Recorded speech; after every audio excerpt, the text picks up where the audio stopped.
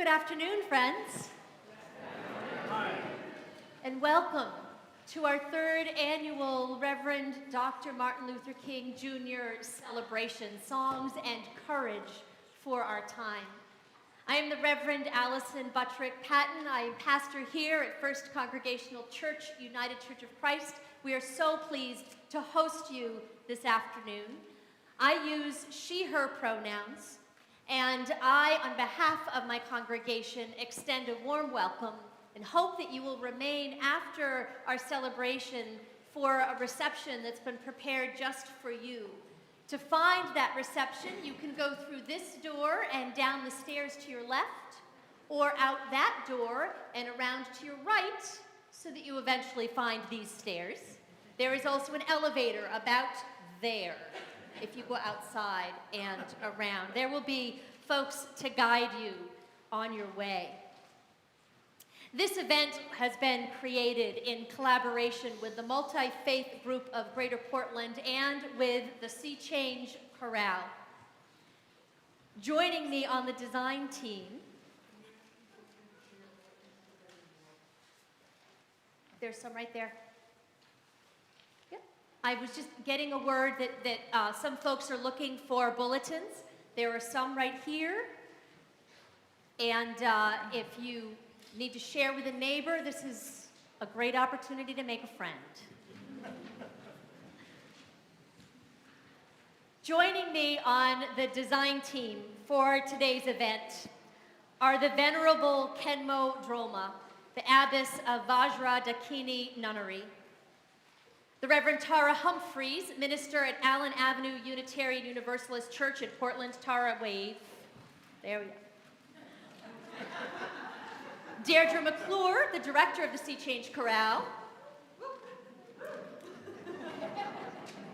Fritz Wise, a member of the Portland Friends meeting, somewhere in the choir. Sadly, the Venerable Kenmo Drolma came down with laryngitis this weekend. Yeah. And she can't join us in person. I think she may be with us on the live stream, and we're sending our gratitude and our love because she contributed in significant ways to the development of this year's theme. We are so disappointed that she can't join us. We know she's with us in spirit. Deep gratitude to the Reverend Sarah Ewing Merrill, who has stepped in to lead the parts of today's program that were written and would have been led by Kenmo, and thank you to the Reverend Jane Field, Executive Director of Maine Council of Churches, who also stepped in at the last minute to be one of our readers of Dr. King quotes. We do have masks available in the back of the room and have set aside these front two rows if you prefer to be in a mask-only section, so please know that this is available for your comfort. I also want to call your attention to the tables that you may have passed on your way in this afternoon, outside the sanctuary, where local organizations are ready to share information and ways to put Dr. King's vision for beloved community into action in our local community. Thanks to the Wabanaki Alliance Coalition, the Maine Immigrant Rights Coalition, the Cumberland County Jail Weekly Vigil, and Hope Acts for joining us and tabling at the back of the space.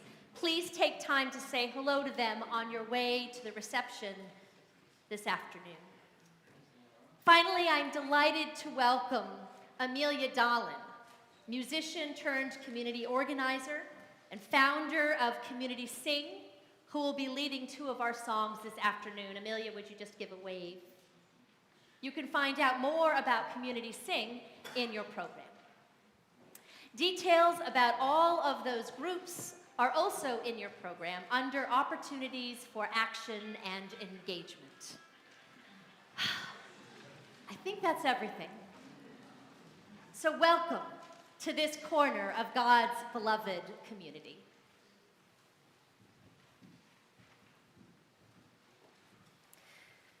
We gather together this afternoon in community, in a pretty large community, to open our hearts in gratitude and in reverence for the work of Reverend Dr. Martin Luther King Jr. and the countless unsung heroes who made his prophetic ministry possible, and for the continued struggle for justice his leadership inspired. We gather together to sing and listen to music. As it has been said by many wise ones for a long time, music is the language of the soul. We gather to lean into, though painful, the gap between what is and what we long for.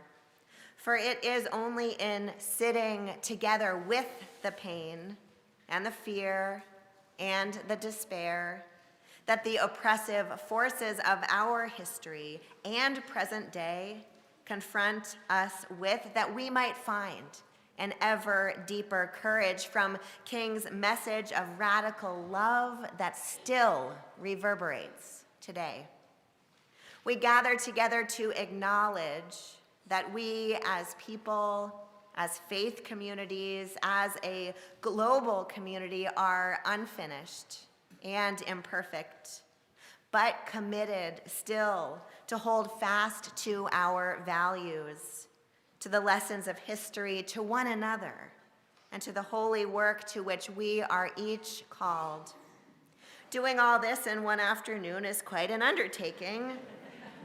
Reverend Dr. King's legacy is deep, and each of us arrives here today with our own connections, questions, and curiosity about our relationship to this legacy, to our own courage, to our own fear, and to the ongoing work of justice and change in our communities.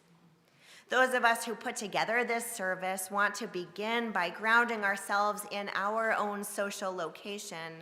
We are a predominantly white multi-faith group in a predominantly white state in a world that privileges whiteness. We have many other identities that intersect and shape our experience of the world today, and our lived understanding of the impact of white supremacy culture on Black and brown bodies is limited. So as we acknowledge our location, we invite you to do the same, to root yourself in your social location and wonder, where do you fit in the story of race in America? Today, let us approach MLK's legacy, the call it places on our hearts, with curiosity, open-heartedness, and deep commitment. In doing so, may we find the courage to take one more step. So friends, join us in honoring the legacy of Dr. King, listening for the wisdom to acknowledge the gaps in our own courage, to be moved by the vision that beckons us, and rejoice in the company we keep. May this legacy guide our creative labors in service to love and to justice this day and every day to come.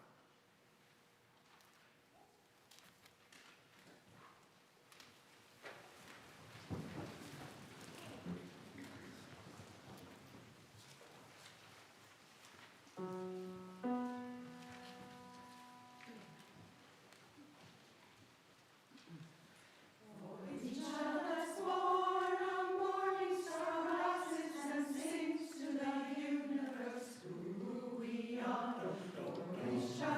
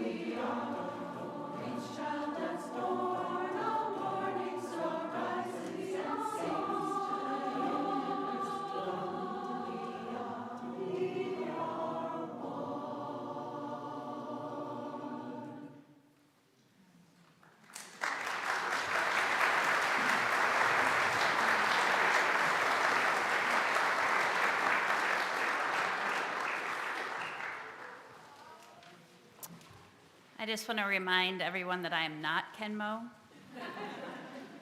but I am speaking the words that she has written for us today. I am Sarah. In every spiritual tradition, we have luminaries, saints, prophets, bodhisattvas, whose lives are examples of love that bring benefit for all beings, such as they become a timeless inspiration reaching across cultural boundaries. So often we put them on a pedestal, setting them apart from us, as though they were born exceptional. It is easier to believe that their capacity to live with extraordinary love and justice is beyond mere mortals. Their altruism supersedes any fear or doubt. Their love for humanity conquers all bias. In short, they experience more potential than we experience. When we engage in this kind of thinking, we do a disservice to both them and ourselves. We lift their accomplishments far out of our realm, making them so special that it prevents us from learning from their example of becoming courageous. It can even excuse us from following their footsteps too closely when we believe they alone could accomplish greatness. We may feel that Dr. Martin Luther King was fearless in a way that we could never be committed to justice and ready to sacrifice even his life for his ideals in a manner way beyond our own capacity and therefore unreachable for us. This year, we are interested in asking, how did Dr. King become fearless, despite the oppressive racism and violence of his time? Reading his works, we find the human Dr. King, who faced the reality of the commitment he was asked to make and was afraid, just as we might be now.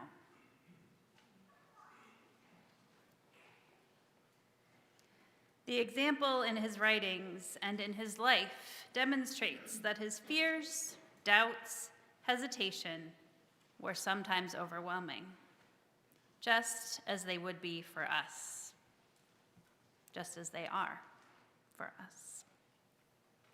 When we witness him reaching deeply into his soul to find the courage to speak and act for the good of all people, despite his fear and doubt, in that moment, we also find a map that we can follow.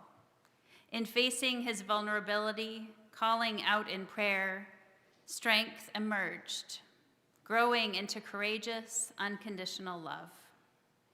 We can learn from his honest search that courage includes both facing our fears and finding our own refuge, our wellspring of strength. Our fears, our refuge, our paths and contributions to our communities are all valuable and unique, however large or small. This afternoon, we invite you on a journey with Dr. King through his writings and pairing with inspiring music as the means for each of us to find our own connection to resilience, compassion, and action.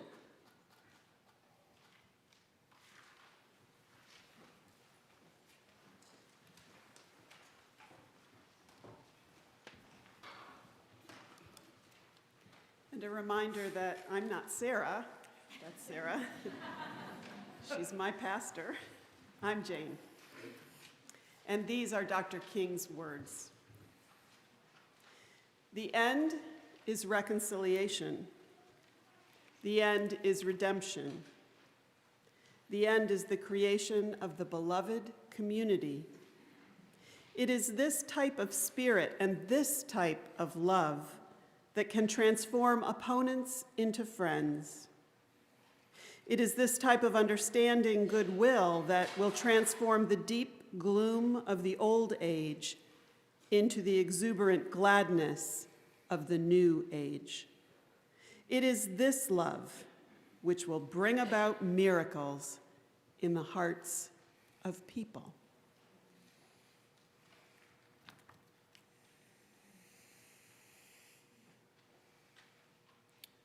Well, I don't know what will happen now. We've got some difficult days ahead. But it doesn't matter with me now. Because I've been to the mountaintop. And I don't mind. Like any man, I would like to live a long life. Longevity has its place. But I'm not concerned about that now. I just want to do God's will. And He's allowed me to go up to the mountain. And I've looked over and I've seen the promised land. I may not get there with you, but I want you to know tonight that we, as a people, will get to the promised land. We stand in life at midnight, but we are always on the threshold of a new dawn.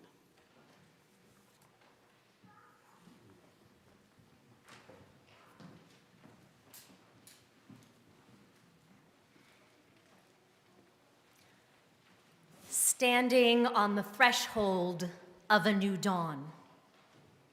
I have seen the promised land.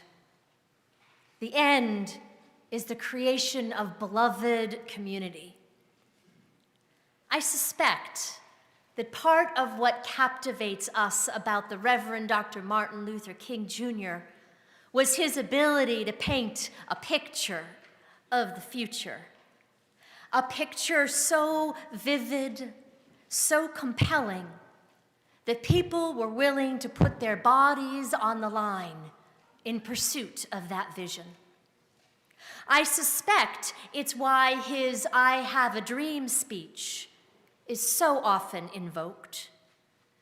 Because who doesn't want to believe that one day we will be able to join hands and sing, in the words of the old Negro spiritual, "Free at last, free at last."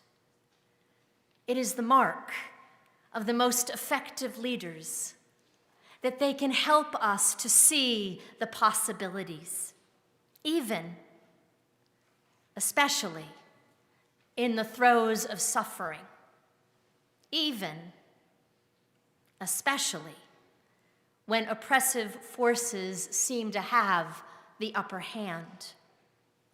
Can't you see it?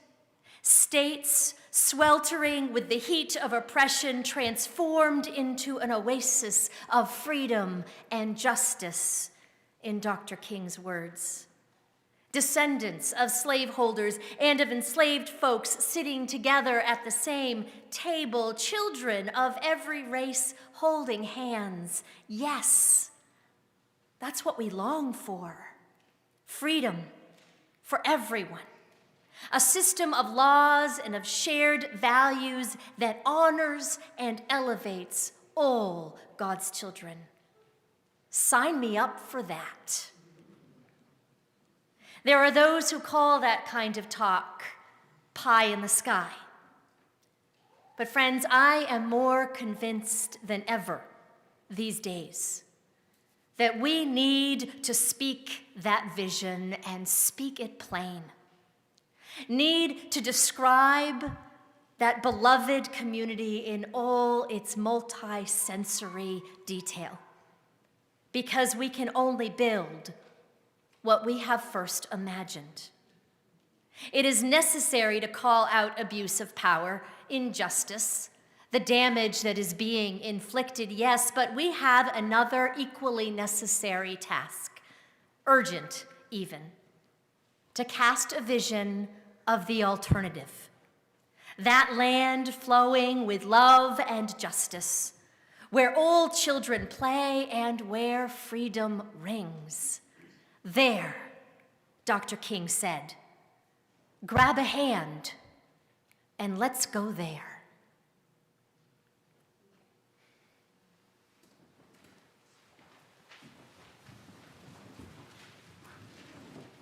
I'm not going to teach you this song, but you will be singing it with us.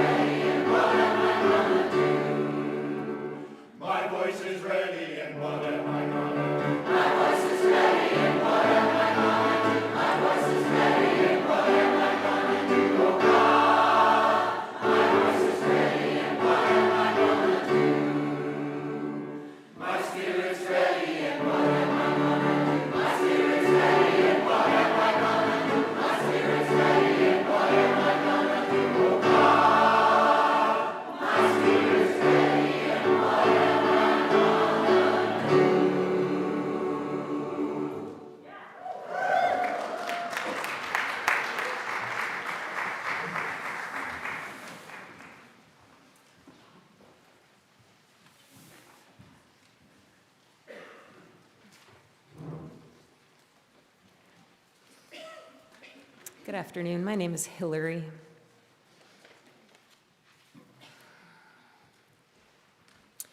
It was around midnight. You can have some strange experiences at midnight, he says through the recording. It was January 1956 at the time, and Dr. King had just received yet another threat. The voice on the other end had called him an offensive name, followed by, "We are tired of you and your mess now. And if you aren't out of this town in 3 days, we're going to blow your brains out and blow up your house." I sat there, King says in this recording. I sat there and thought about my beautiful little daughter who had just been born. She was the darling of my life. I'd come in night after night and see that gentle little smile. And I sat at that table thinking about that little girl and thinking about the fact that she could be taken away from me any minute. And I discovered then that religion had to become real to me. And I had to know God for myself. And I bowed down over that cup of coffee. I'll never forget it. I prayed a prayer, and I prayed out loud that night. I said, "Lord, I am down here trying to do what's right. I think I'm right. I think the cause we represent is right. But Lord, I must confess that I'm awake now. I'm faltering. I'm losing my courage. And I can't let the people see me like this, because if they see me weak and losing my courage, they will begin to get weak." Then it happened. And it seemed at that moment I could hear an inner voice saying to me, "Martin Luther, stand up for righteousness. Stand up for justice. Stand up for truth. And lo, I will be with you, even until the end of the world." I heard the voice of Jesus saying still to fight on. He promised never to leave me. Never to leave me alone. No, never leave me alone. No, never alone. He promised never to leave me. Never to leave me alone.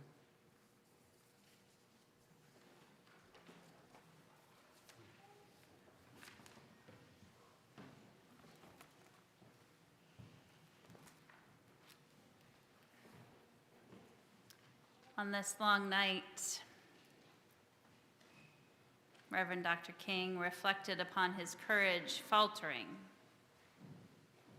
Let us now take a moment to acknowledge what we are feeling in this time of disquieting chaos.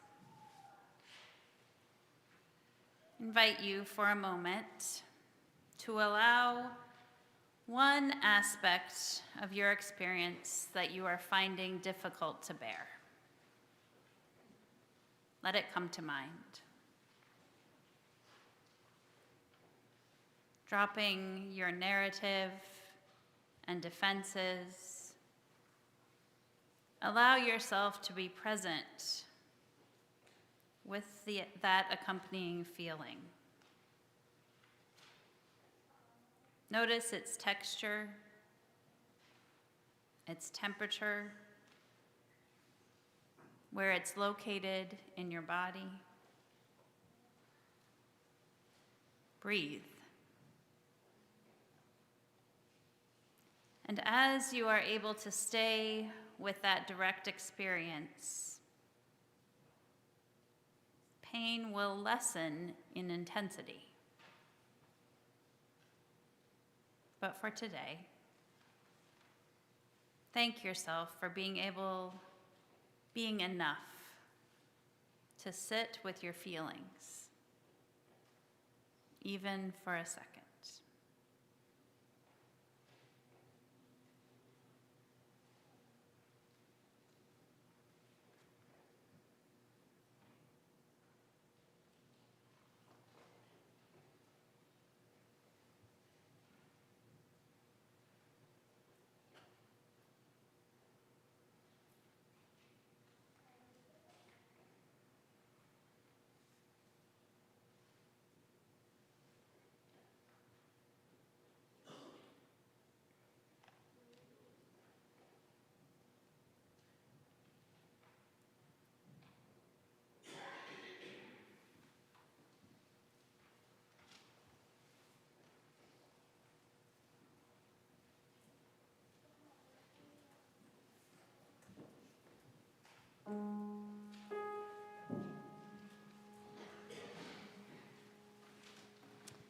I offer what we call a pocket song, which is a song for you to put in your pocket, to take it out when you need it, and a song that reminds us that that peace that we carry individually or collectively, we do not carry it alone.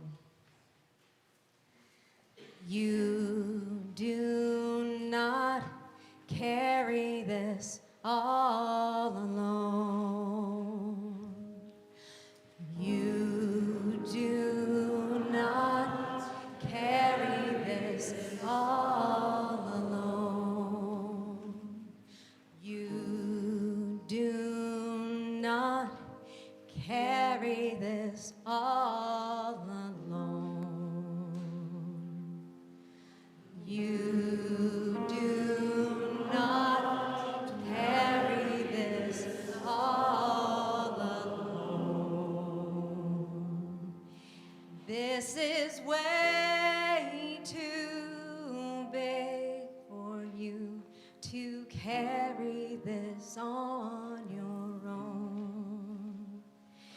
This is way too big for you to carry this on your own. You do not carry this all alone. You do not carry this all alone. You do not carry this all alone. You do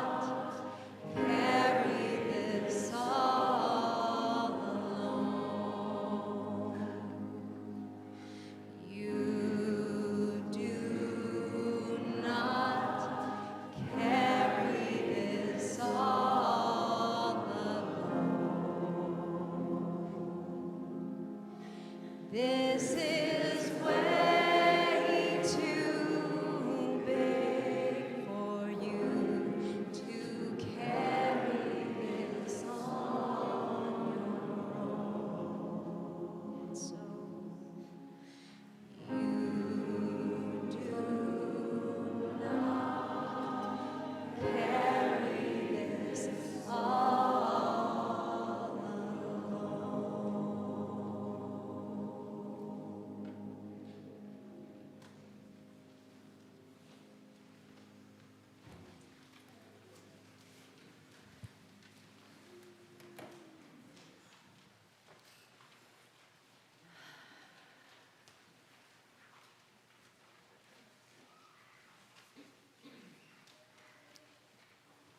We stand in life at midnight, he explained, but we are always on the threshold of a new dawn. Inevitably, midnight is followed by dawn. I invite you to reflect again, this time on what sustains you in difficult times. We call this refuge, a spiritual truth or guide, the beauty of nature or music, a friend or an animal companion. Where do you find strength? Where does your dawn begin? Allow the warmth, the tenderness of being alive to sprout again, replenishing your heart and mind.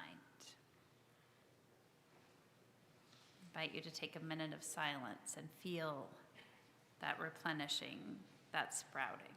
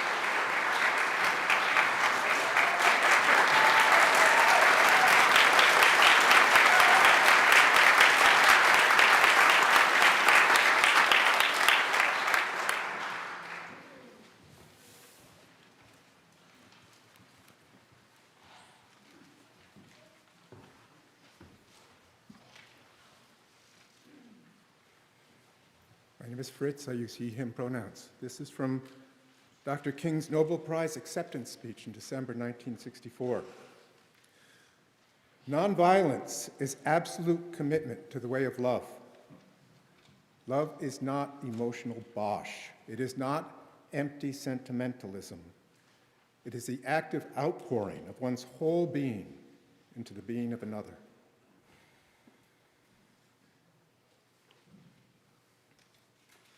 Hi, my name is Devin. I use she, her pronouns.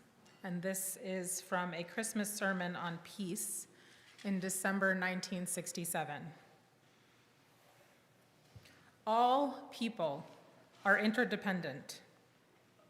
Every nation is an heir to a vast treasury of ideas and labor to which both the living and the dead of all nations have contributed. Whether we realize it or not, each of us lives eternally, quote, in the red. We are everlasting debtors to known and unknown men and women. When we rise in the morning, we go into the bathroom where we reach for a sponge which is provided for us by a Pacific Islander. We reach for soap that is created for us by a European. Then at the table, we drink coffee which is provided to us by a South American, or tea by a Chinese, or cocoa by a West African. Before we leave for our jobs, we are beholden to more than half the world.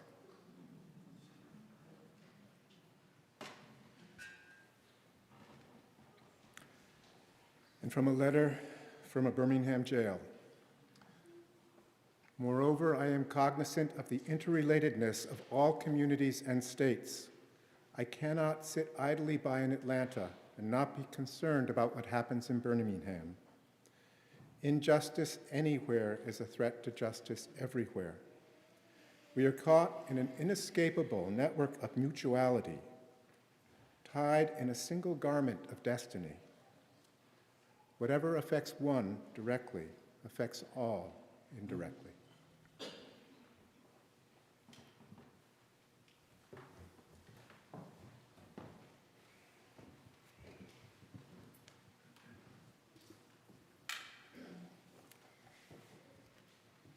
I do not believe in telling people to believe or to have hope. Isn't that your job? No. Some days I am out of hope and full of doubt. What I tell people instead is to go find yourself some people and hold on tight. It's the only thing that's ever worked for me. I've heard it said before that hope is not something we possess individually, that hope belongs to the commons. It's a collective resource to share and borrow and cultivate, not to own. This is why we need one another. This is what community is for. The interdependent web of which we are each a part, we hold hope and courage for and with one another. You don't have any today? Fine. I'll share mine. That's what we do when we engage in the work of justice. We work in solidarity with those we might not even know yet love fiercely and need desperately, who might not even be alive yet. And in our doubt and in our fear, we pass the hope around.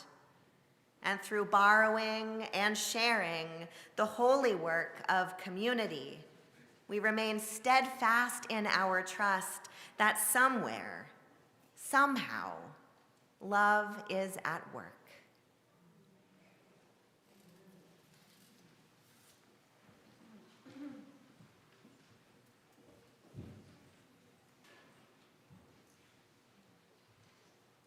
Offer a song of solidarity My understanding is this from the anti-apartheid movement in South Africa and was sung as people were being arrested or taken away to let them know that they were not alone in that and to have courage. Sing after me. Courage, courage, my friend, you do not walk alone. You try that part. You do not walk alone. We'll sing that all together. We will walk with you, and sing your spirit home, and sing your spirit home. We'll do that part together too. Courage, courage, my friend, you do not walk alone. We will walk with you, and sing your spirit home. Courage, my friend, you do not walk alone. We will walk with you, and sing your spirit home. Courage, my friend,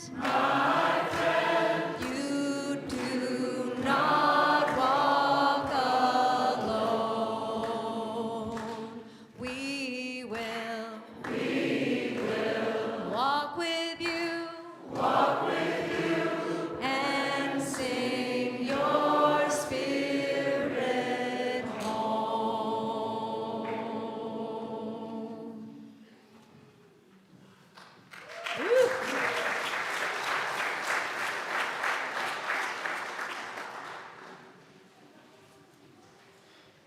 So, who are those people for you?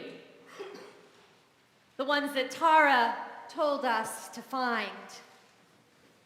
Who are the ones for whom you do this work? For whom you will always show up? And who are the ones who show up for you?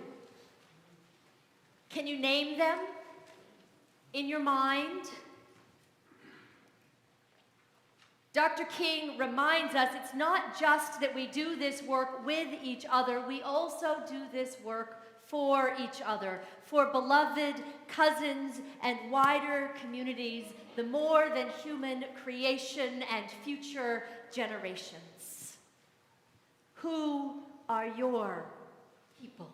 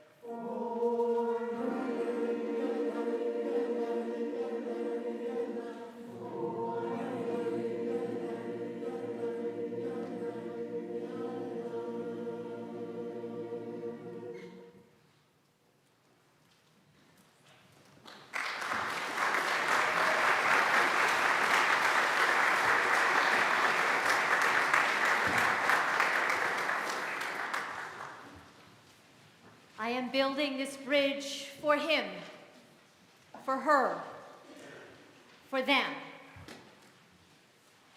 In just a moment, friends, I want to invite you to turn to each other and to consider and then to exchange responses to the two questions that are printed in your program.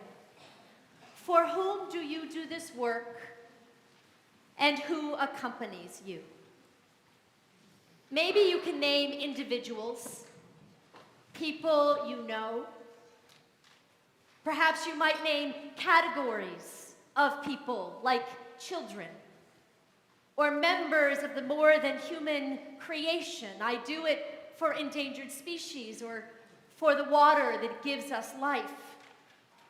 Or you might name communities to which you have personal ties, my Somali siblings.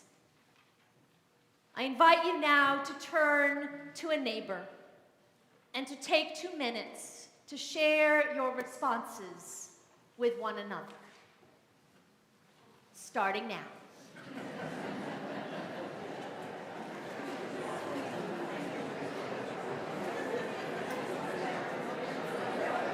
Hello, neighbor.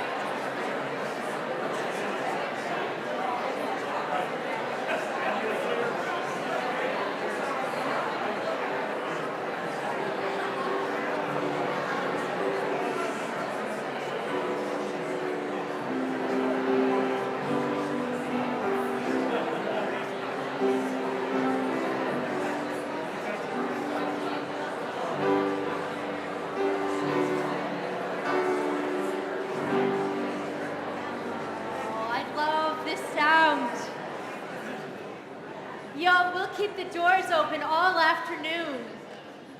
You can keep on keeping on. Keep sharing those stories one with another. I wonder whether you would be willing to name out loud some of the people or the groups that you may have been naming one with another. Just shout out. Who are your people?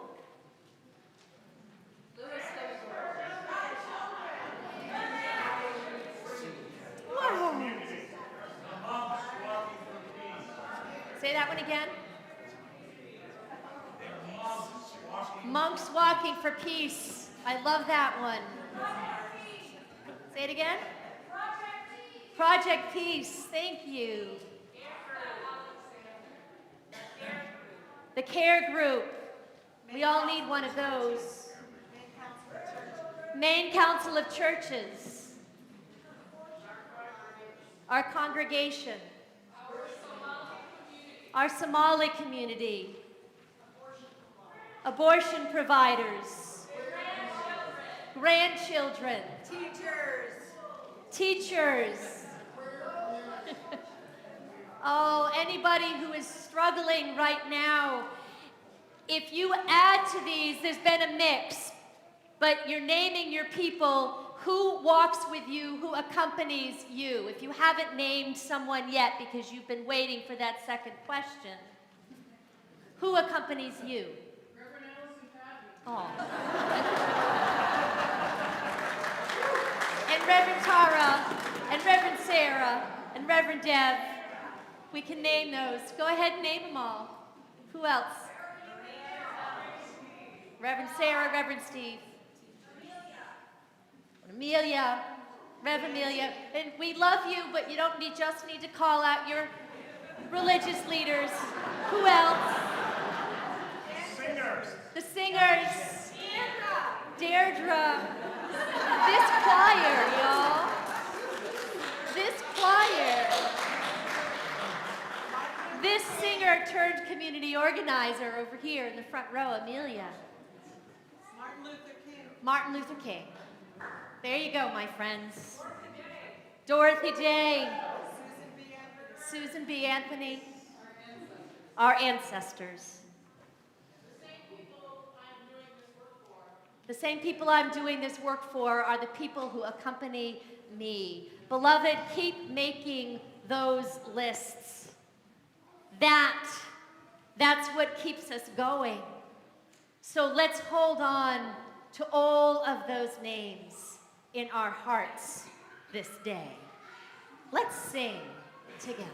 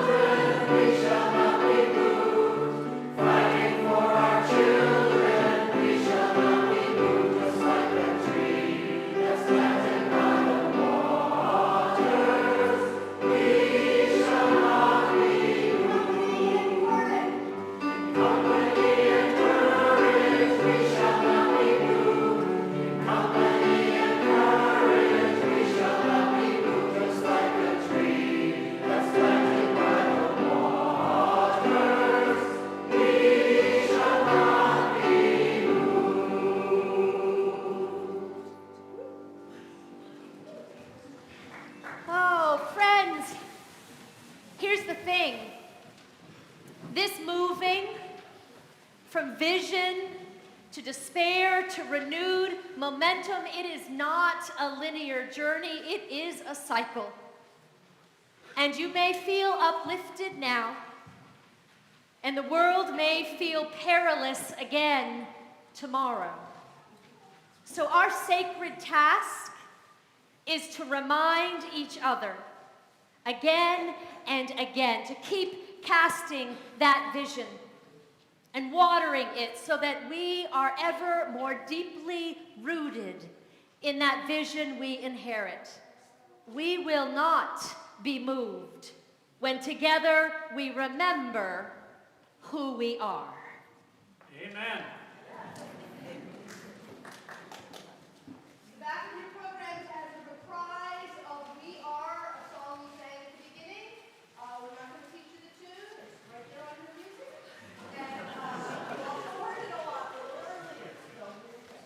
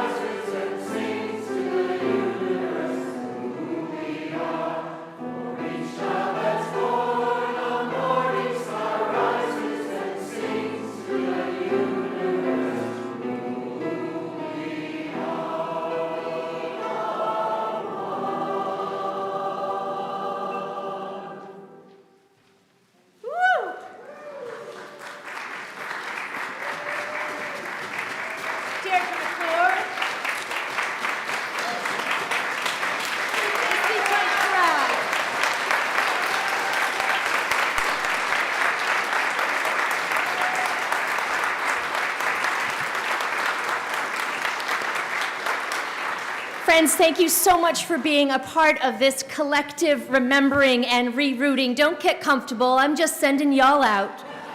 Please join us for snacks downstairs.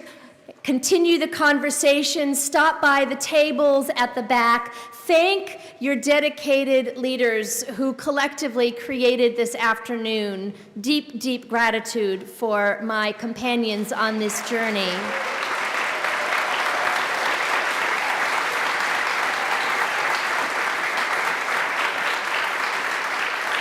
And now, friends, go forth. Keep casting the vision, cultivate courage, and be company for one another. May it be so.